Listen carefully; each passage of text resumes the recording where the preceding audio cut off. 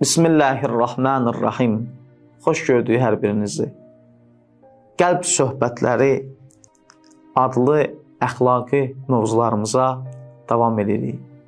Keçən bəhsimizdə, əgər yadınızda olsa, qeyd etdik ki, əxlaqi bəhslərin ən mühümü nəfsin saflaşdırılması mövzusudur.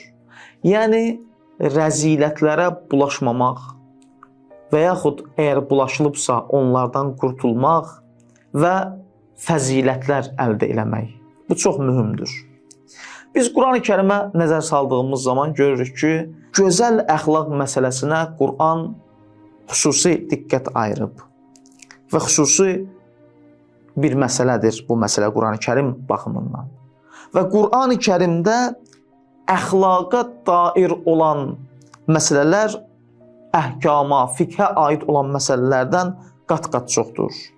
Quran hekayələri və bir çox ayətlər buna misal ola bilər.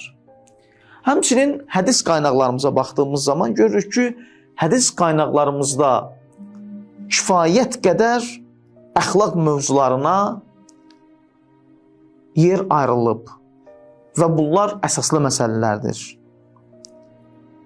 Və İnsan əgər fəzilətlərə yetişirsə, görür ki, bunun mükafatı var, səbəbi var. Əgər insan fəzilətdən uzaqlaşıb günaha tərəf gedirsə, bunun əlbəttə cəzası var. Allahın Rəsulu, Peyğəmbərimiz belə buyurur. Buyurur ki, sizi gözəl əxlaqlara tövsiyə edirəm. Allah məni həmin məqsədlə göndərmişdir. Yəni, mən əxlaqı kamilləşdirmək üçün göndərilmiş bir Peyğəmbərəm. Başqa bir hədisində belə buyurur. Mən gözəl əxlaqı tamamlamaqdan ötürü göndərilmişəm.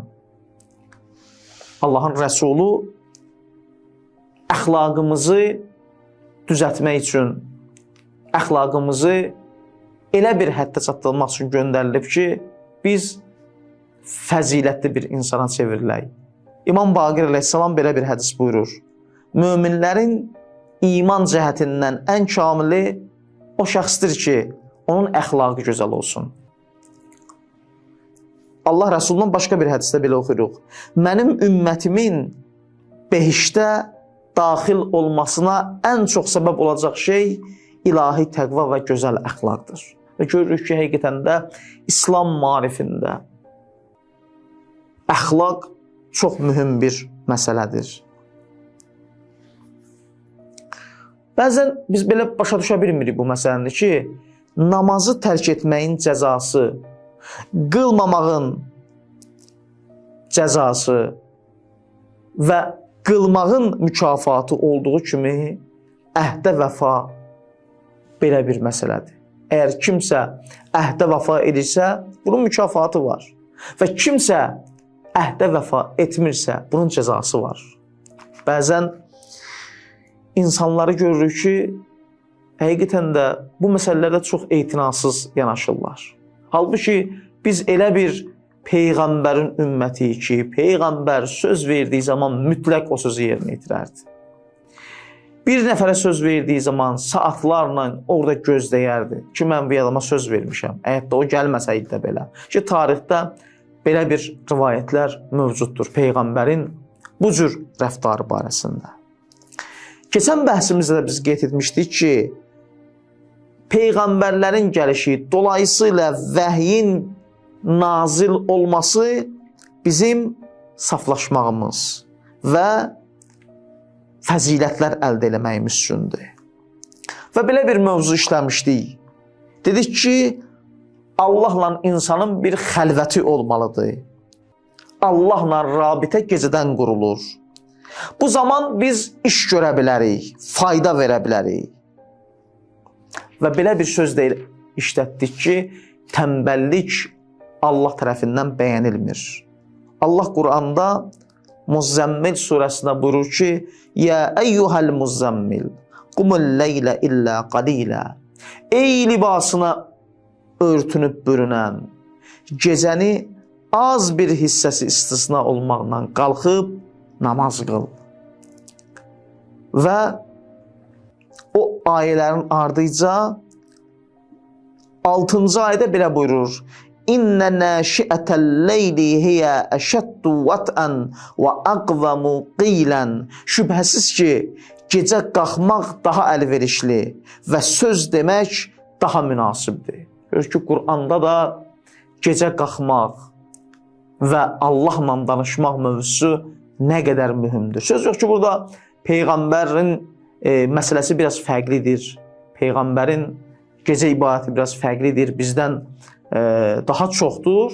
Amma hər halda bizdə o yolu getmək istəyən insanlar olaraq biz də müəyyən qədər nədir bu gecə xəlvətinə, gecə ibadətinə diqqət eləməliyik. Yəni aşiq və məşuqun söhbəti ki, gecə insan təkdir, danışa bilərik.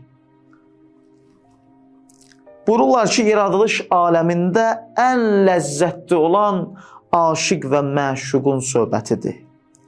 Ləzzət bundadır. Çünki burada ləzzət heç vaxt bitmir. Bəzi münasibətlərdə, bəzi ləzzətlər ki var, onların müəyyən bir vaxtı var. Müəyyən vaxtdan sonra o ləzzət aradan gedir. Amma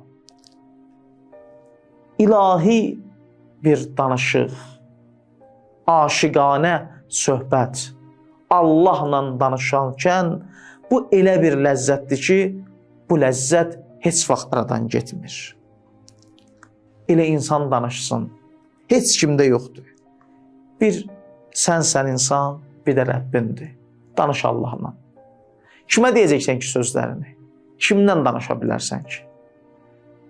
Kim sənə cavab verə bilər ki, o cavab gözəl cavab olsun?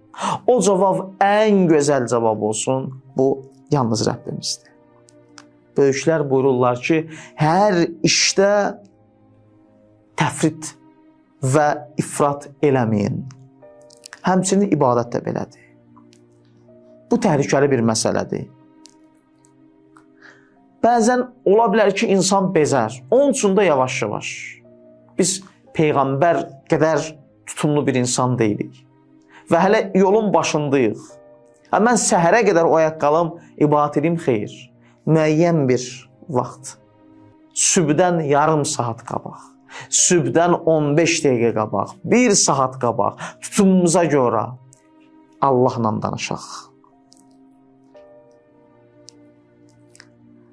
Həmən vaxtı Allaha ayıraq.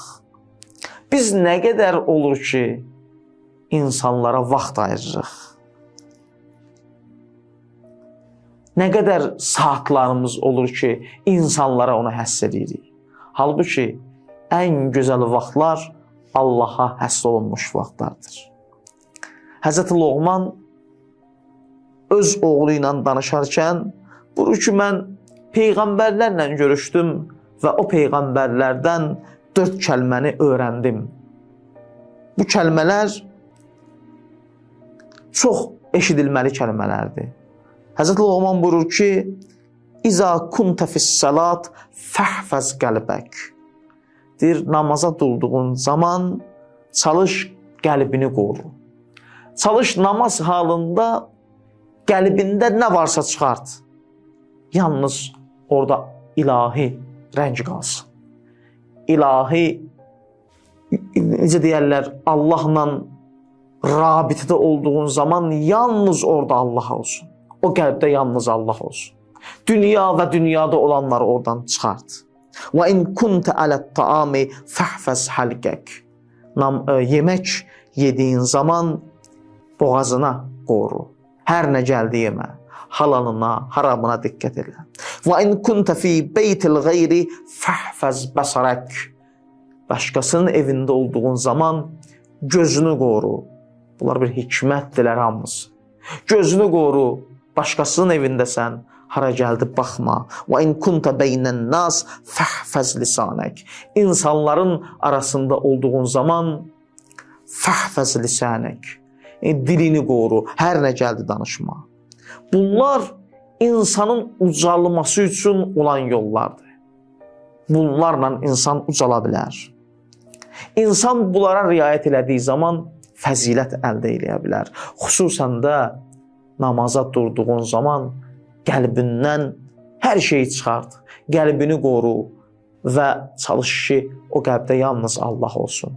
Xüsusən də bütün insan həyatı boyunca əgər belə ola bilsə, qəlbindəkiləri çıxardıb, ora ilahi məhəbbəti qoya bilsə, bütün digər məhəbbətləri, bütün digər işləri də o ilahi məhəbbət əsasında yerinə yetirə bilsə, bu insan üçün ən faydalı bir iş olar, ən faydalı əməl olar. Bu zaman o xidmət eləyə bilər. Çünki ilahi rənglə bu xidmət edir. Allaha xatir edir. İşlər Allaha xatir olanda o işin bərəkəti olur. O işin dəyəri olur. O iş ucalır. Allah insanı ucaldır. Onun üçün da biz çalışaq ki, qəlbimizi paklaşdıraq. Pak bir qəlblə Allaha yaxınlaşaq. Və inşallah ki, əgər qəlbimizi paklaya bilsək, qəlbimizə nəzarət əlimizə ala bilsək, onda biz fəzilətlərə daha rahat yetişə biləcəyik və ilahi dərgaha ucala biləcəyik. Bu zaman ilahi yolcu adı bizə sidq eləyəcəkdir. Allah bu yolda bizlərə müvəffəqiyyət nəsib etsin inşallah. Allahın izni ilə qəlb söhbətləri adlı olan mövzumuzda bugünkü günümüz artıq yekunlaşdırmaq məcburiyyətindəyik. İnşallah yenidən bu mövzuları da inşallah yenidən davam etdirəcək. Əssəlamu aleykum və rəhmətullahi və bərəkətuhu.